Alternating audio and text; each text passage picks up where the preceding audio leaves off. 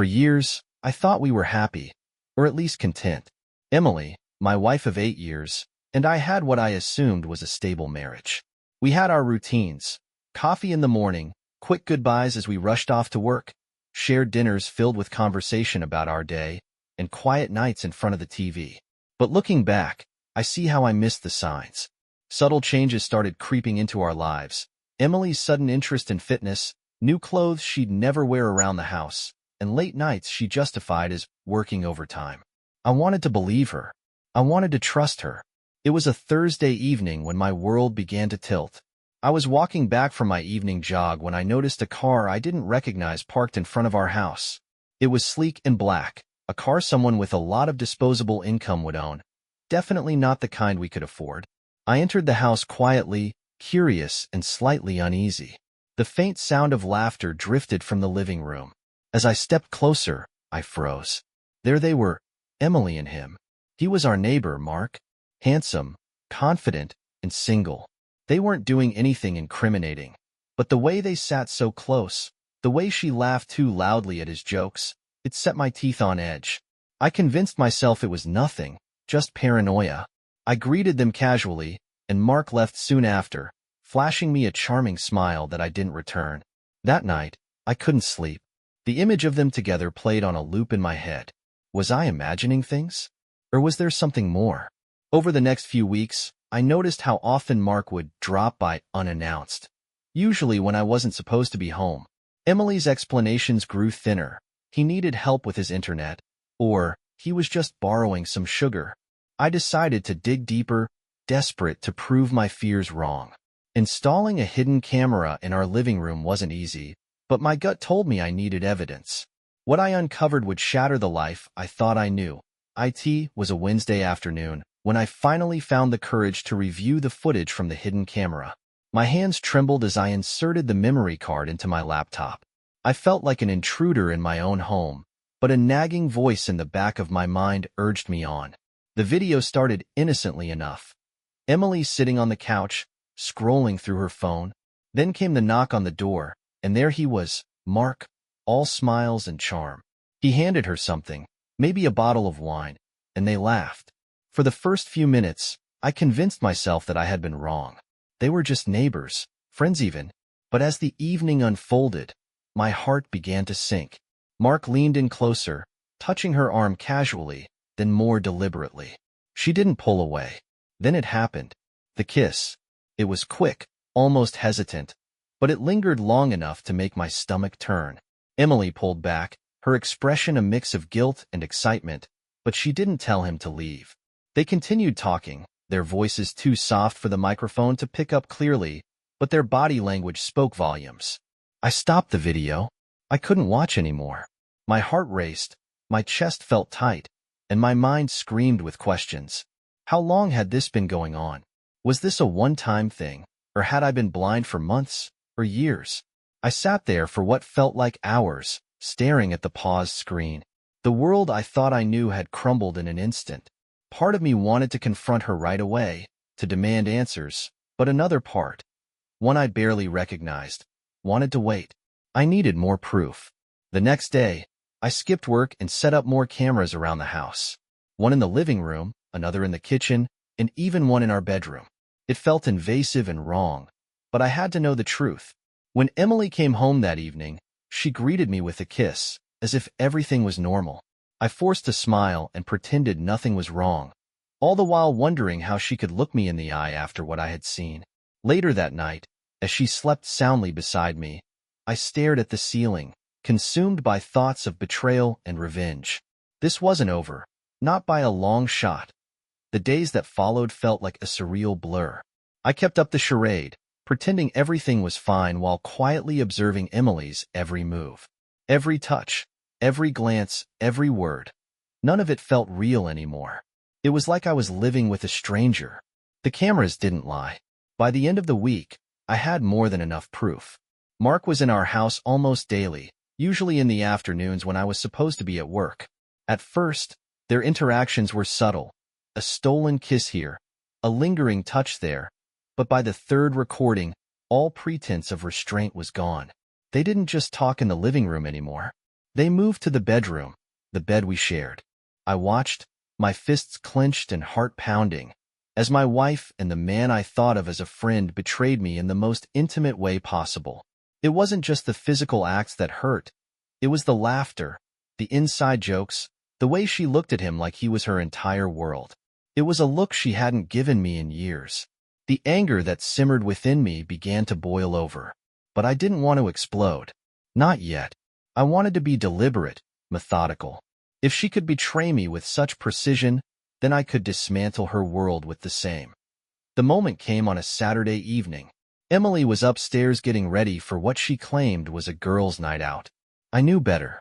The cameras had caught her texting Mark earlier that day, finalizing plans for him to come over as soon as I left.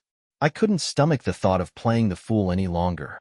"Hey, Em," I called out, my voice calm but firm. "Yeah?" she replied, her tone light and carefree. "Can we talk for a second?" I saw the hesitation in her eyes when she came downstairs. She was dressed to impress. More effort than I'd seen her put into a night out in years. "What's up?" she asked, forcing a smile. I gestured to the couch, the same couch where she and Mark had shared their first kiss. "Sit down," I said. She hesitated but complied. For a moment, I just stared at her, trying to reconcile the woman in front of me with the one I had seen on those recordings. Finally, I took a deep breath and said, "Do you love him?" The question hit her like a slap. Her eyes widened, her mouth opened slightly as if to speak, but no words came out. "Don't bother lying," I added, my voice hardening. "I know everything." Her face drained of color. I don't know what you're talking about." I laughed, a bitter, humorless sound. "You're a terrible liar, Emily. I've seen the videos. Every kiss, every touch, every moment you thought I'd never find out about.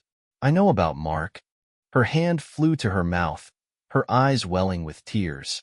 "I can explain," she whispered. "Don't," I snapped, standing up.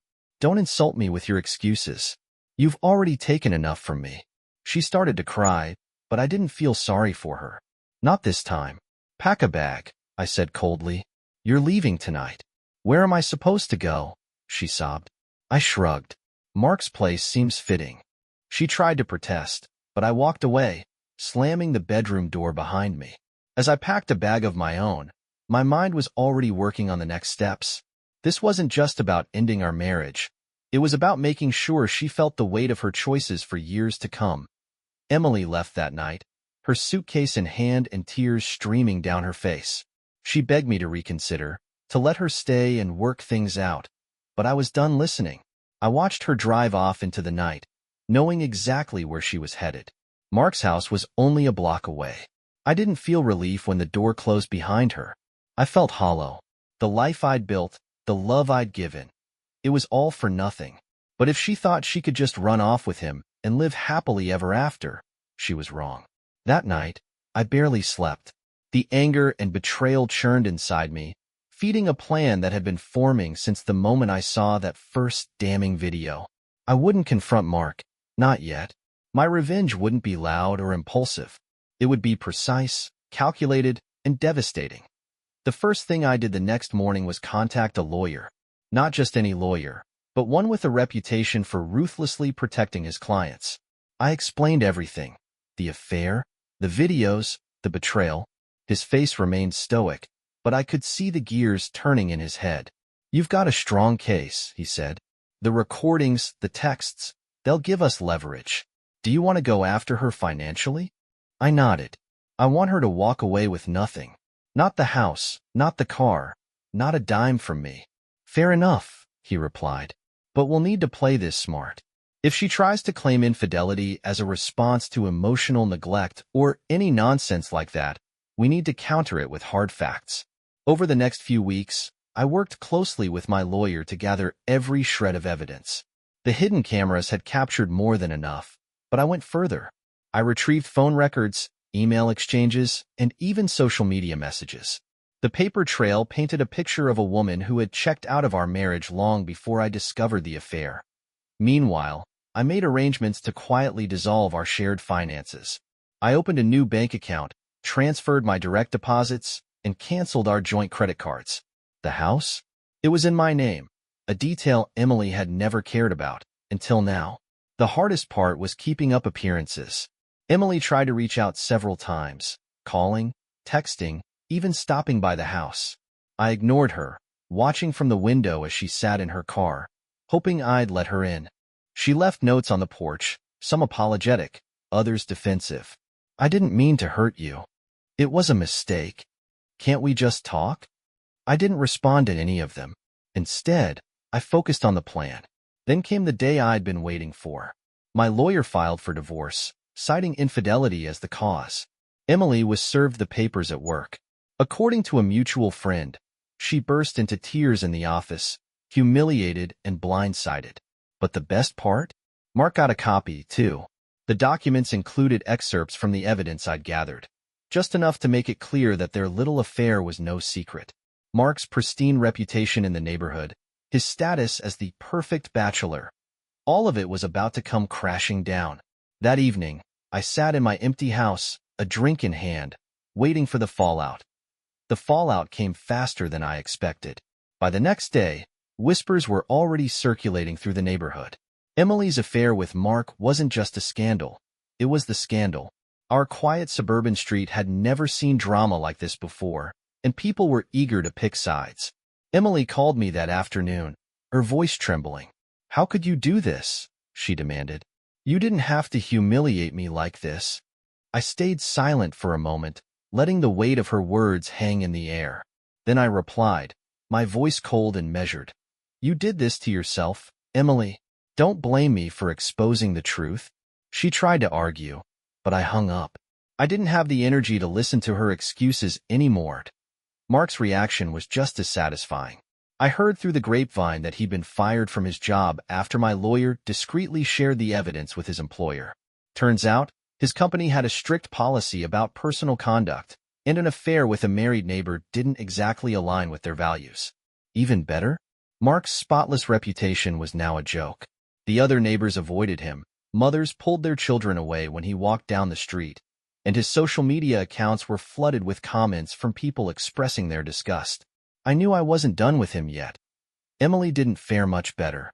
She moved in with Mark temporarily, but it didn't take long for the cracks in their relationship to show. The passion they'd shared in secret didn't hold up under the pressure of public scrutiny. I received a text from her one evening. "This is unbearable. Everyone hates us. Can't we talk?" I stared at the message for a long time before responding. "You made your choice, Emily. Now live with it." She didn't reply. As the divorce proceedings dragged on, I made it my mission to reclaim my life. I threw myself into work, spent time with friends I'd neglected during my marriage, and started focusing on myself for the first time in years. The legal process went smoothly, thanks to the mountain of evidence I had. The house stayed with me, along with the car and most of our savings. Emily walked away with little more than her personal belongings. The best part? She couldn't afford to stay in the neighborhood. Within months, she and Mark were gone, vanished from our street like ghosts. But it wasn't just about the material victories. For the first time in a long time, I felt free. Months later, I heard that Mark and Emily had broken up.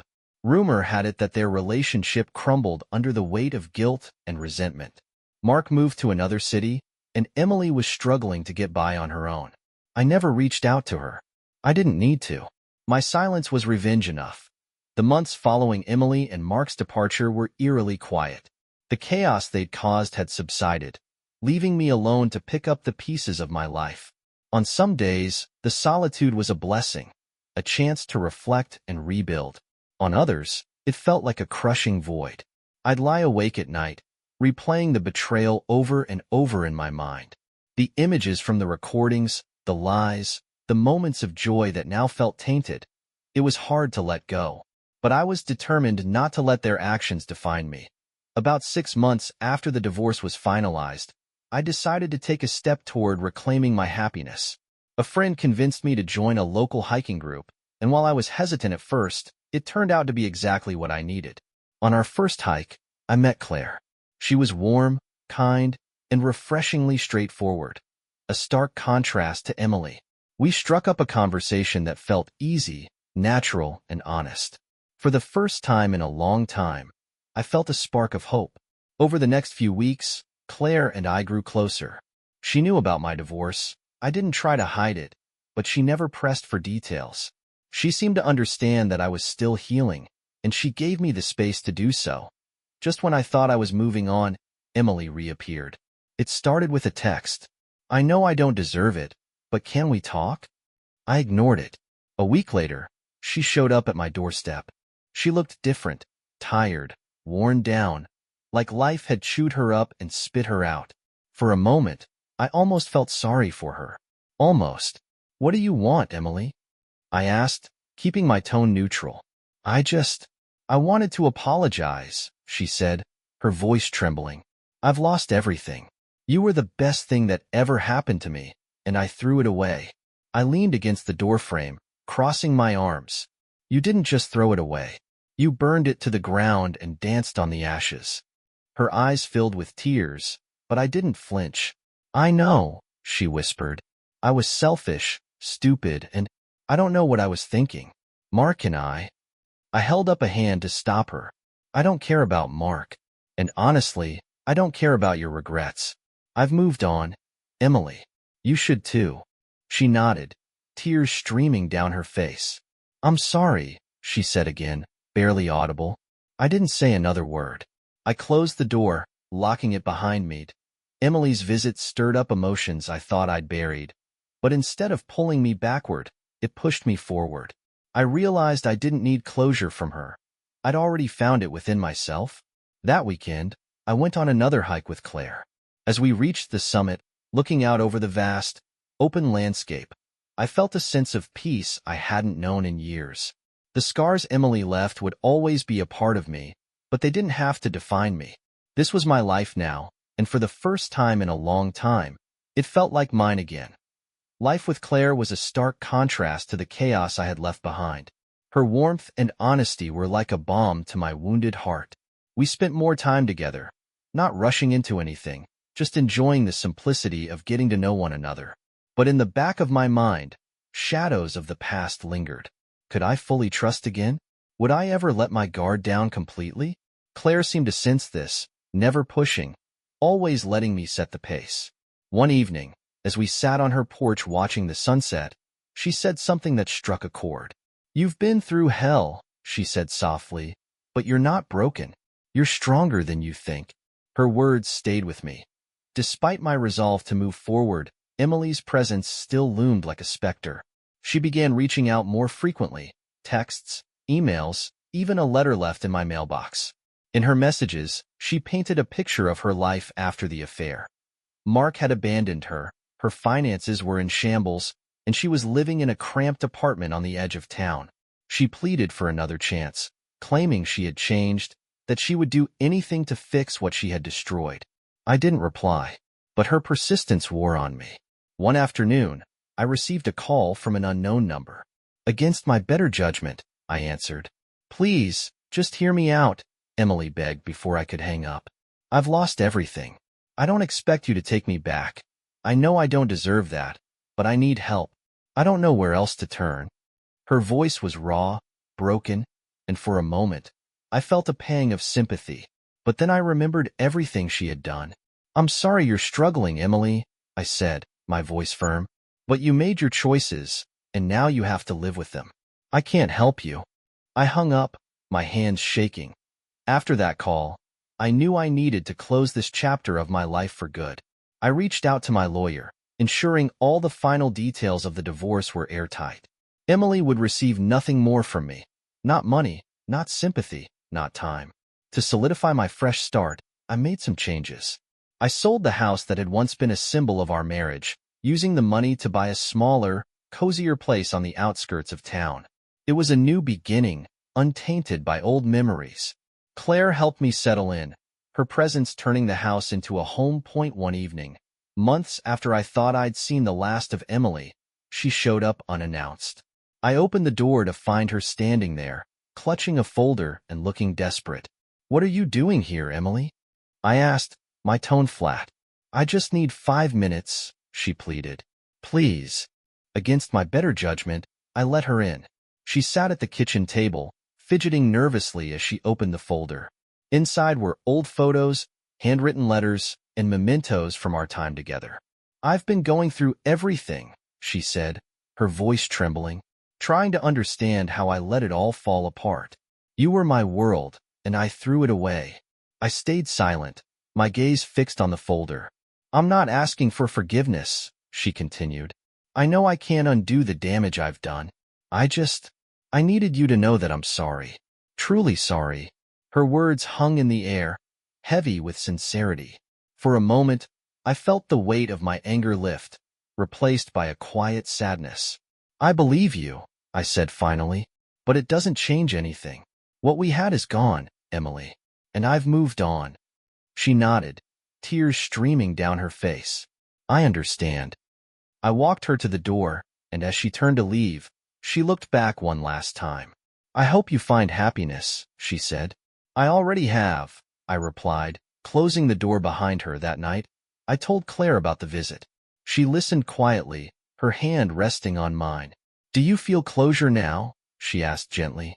I thought about it for a moment. "I think so. For the first time, I feel like I can really let it go." Claire smiled, her eyes full of understanding. "Good. You deserve that." As we sat there together, I felt a sense of peace I hadn't known in years. The wounds from Emily's betrayal would always be a part of me, but they no longer defined me. This was my life now, one built on trust, honesty, and love. Life began to feel normal again, or as close to normal as it could be after everything I had been through. With Emily officially out of the picture, I focused on creating something better for myself, something real. Claire became a steady presence in my life. She didn't try to fix me or rush me into anything. Instead, she gave me the space to grow, to heal. Slowly, I found myself trusting again, opening up in ways I didn't think were possible. We spent our days exploring local trails, trying new restaurants, and simply enjoying each other's company. She had a knack for turning even the most mundane moments into something meaningful. But as much as I wanted to leave the past behind, reminders of Emily's betrayal still lingered. Every now and then, I'd catch myself doubting, questioning. Claire noticed these moments, but never pushed. "Take your time," she'd say. "I'm not going anywhere." One weekend, while Claire and I were gardening in the front yard, a familiar face approached us. Mrs. Harper, an older woman who had lived 2 houses down from me for years. "Hi, dear," she said with a warm smile, her eyes darting to Claire. "I see you've got some help these days." Claire extended a hand, introducing herself. Mrs. Harper's smile widened as she glanced between us. "Well, it's good to see you moving on," she said, her tone kind but laced with curiosity. "You deserve to be happy after everything." I nodded, unsure of what to say. Before she left, she leaned in close and whispered, "That ex-wife of yours? She came by a few weeks ago, asking if anyone had seen you." I told her to keep walking. Her words sent a chill through me. Emily hadn't tried to contact me directly since our last encounter, but knowing she was still hovering on the edges of my life was unsettling. When I told Claire about it later, she shrugged. "She's probably just trying to deal with her regrets. But it doesn't matter. She's not part of your life anymore." Claire's reassurance grounded me. Emily could knock on every door in the neighborhood if she wanted to, but it wouldn't change a thing. A week later, an envelope arrived in the mail. The handwriting on the front was unmistakably Emily's. My first instinct was to toss it in the trash, but curiosity got the better of me. Inside was a single page, written in her familiar looping script. "I know I've lost the right to ask for anything, but I wanted to say one last thing. I hope you find the happiness I couldn't give you. I hope she treats you the way you deserve. And I hope, one day, you'll remember the good times we shared, not as a way to forgive me, but as a way to heal. I'm sorry for everything. Goodbye, Emily." I read the letter twice before setting it down. For the first time, her words didn't stir anger or sadness. They just felt final. I showed the letter to Claire, who read it quietly before folding it back into the envelope. "Do you want to keep it?" she asked. I shook my head. "No, I think I'm done with that chapter." That night, I burned the letter in the fire pit, watching the ashes swirl into the night sky. As the weeks turned into months, I found myself fully embracing my new life. Claire and I grew closer, and for the first time in years, I felt genuinely happy. One evening, as we sat on the porch watching the sunset, I turned to her and said, "I don't know where this is going, but I'm glad you're here." She smiled, leaning her head against my shoulder. Me too.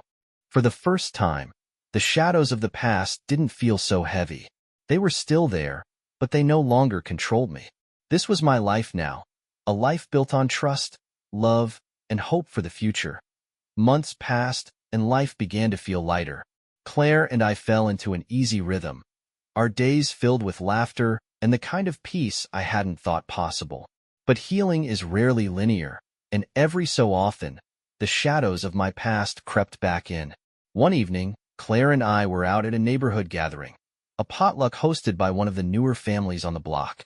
The air buzzed with casual conversation, the clink of glasses, and bursts of laughter.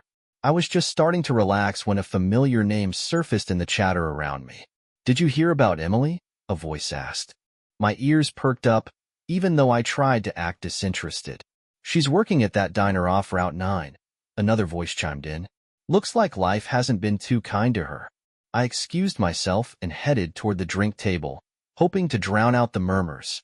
But the conversation followed me, the whispers trailing like a ghost. "Serves her right after everything she did to him. He's better off without her. Have you seen his new girlfriend? She's a gem." I wasn't sure which stung more, the pity for Emily or the pity for me. That night, as Claire and I drove home, she noticed my silence. "What's on your mind?" she asked gently. I hesitated, then sighed. They were talking about Emily at the party, about how things have gone downhill for her. Claire reached over and placed her hand on mine. "Does it bother you?" "Not in the way it used to," I admitted. "I don't wish her harm, but hearing about her still stirs something in me. I guess it's hard to fully let go." Claire nodded, her expression thoughtful. "It's okay to feel that way. You loved her once. It's normal to have mixed feelings." Her words settled over me like a balm, easing the tension in my chest. A few weeks later, fate decided to test my resolve. Claire and I were out running errands when we stopped at a small cafe for lunch. As we waited for our order, I heard a voice that sent a chill down my spine. "John?" I turned and saw Emily standing behind the counter, wearing an apron and looking more fragile than I'd ever seen her. Her hair was pulled back into a messy ponytail, and there were faint lines of exhaustion etched into her face. For a moment, neither of us spoke. Then she smiled, a small, hesitant smile that didn't quite reach her eyes. "Hi, Emily," I said, my voice even. She glanced at Claire, her smile faltering. "I didn't mean to interrupt. It's good to see you." Claire extended a polite hand. "I'm Claire," she said warmly. Emily nodded, her gaze flickering between us. "It's nice to meet you." The interaction was brief, but as we walked out of the cafe, I felt a strange mix of emotions, pity, closure, and a quiet sense of relief. That night, I reflected on the encounter. Seeing Emily in such a vulnerable state didn't fill me with satisfaction or vindication. Instead, it confirmed something I already knew. We were on completely different paths now. Claire noticed my introspection and wrapped her arms around me. "You okay?" "Yeah," I said, and for the first time, I truly meant it. Emily was a chapter of my life that had ended. Claire was my future. As I held her close, I felt a sense of peace I hadn't known in years. The shadows of the past no longer haunted me. They were just shadows, fading into the distance as I stepped into the light. With Emily's chapter firmly closed, my focus shifted entirely to the present and the life I was building with Claire. She became more than a source of comfort. She became my partner, someone who saw my flaws and stood by me regardless. But as happy as I was, there were still loose ends. My family had been deeply affected by Emily's betrayal. My parents, once fond of her, had been devastated by the divorce and the revelations that followed. My sister, always protective, had cut Emily out of her life completely. While their support had been unwavering, I knew they carried their own wounds from the fallout. One Sunday, I decided to host a family dinner, something I hadn't done since before the divorce. Claire helped me prepare, her optimism and humor turning what might have been a stressful event into something enjoyable. As we all sat around the table, Laughter and conversation flowed easily.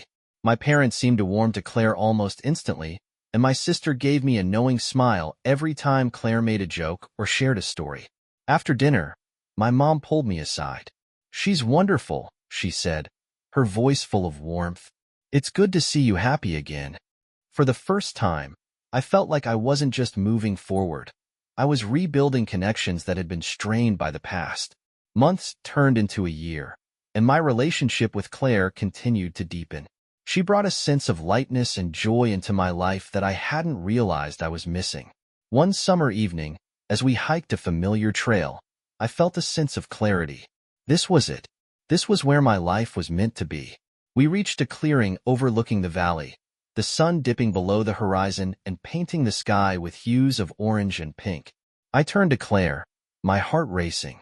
I didn't think I'd ever trust anyone again. I began, my voice shaky. "But you've shown me what love is supposed to be, kind, honest, and unwavering.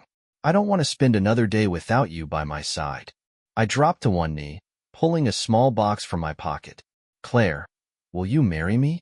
Her eyes filled with tears as she nodded, a bright smile spreading across her face. "Yes," she whispered, pulling me into an embrace. Planning the wedding felt surreal. It wasn't just about the celebration. It was about starting fresh, building a life that wasn't overshadowed by betrayal or pain. The day of the wedding was perfect. Surrounded by family and friends, I stood at the altar, watching Claire walk toward me. In that moment, every struggle, every heartbreak, felt worth it. As we exchanged vows, I felt an overwhelming sense of gratitude, not just for Claire, but for the journey that had led me to her. A few months after the wedding, I received an unexpected letter. It was from Emily. "John, I heard you got married. I just wanted to say congratulations. You deserve happiness, and I hope you found it. I'm working on rebuilding my life, and though it's been hard, I'm trying to be better. Thank you for the good times we shared, and I hope you have a wonderful future. Emily." I read the letter twice before folding it and tucking it away in a drawer. It didn't stir any lingering feelings of anger or sadness. Instead, it felt like a final goodbye, a closing of the door on a chapter that no longer defined me. Life with Claire was everything I had hoped for. We supported each other through challenges, celebrated each other's successes, and built a partnership rooted in trust. Occasionally, the past would resurface, a memory, a comment from an old friend, but it no longer held power over me. One evening, as we sat on the porch watching the stars, Claire leaned into me and said, "Do you ever think about what you went through?" "Sometimes," I admitted, "but not with pain anymore. It's more like a lesson. It taught me what I deserve and what I'm capable of." She smiled, squeezing my hand. "I'm glad you didn't give up." Years later, as I reflected on everything I had been through, I realized how far I had come. The betrayal, the heartbreak, the anger. It was all part of a journey that had led me to where I was now. Claire and I had built a life filled with love and laughter. We had faced our own challenges, but always came out stronger. And as I stood in the backyard of our home, watching Claire play with our two young children, I felt a profound sense of peace. The past was a part of me, but it no longer defined me. This was my life now, a life I had fought for, a life I had reclaimed.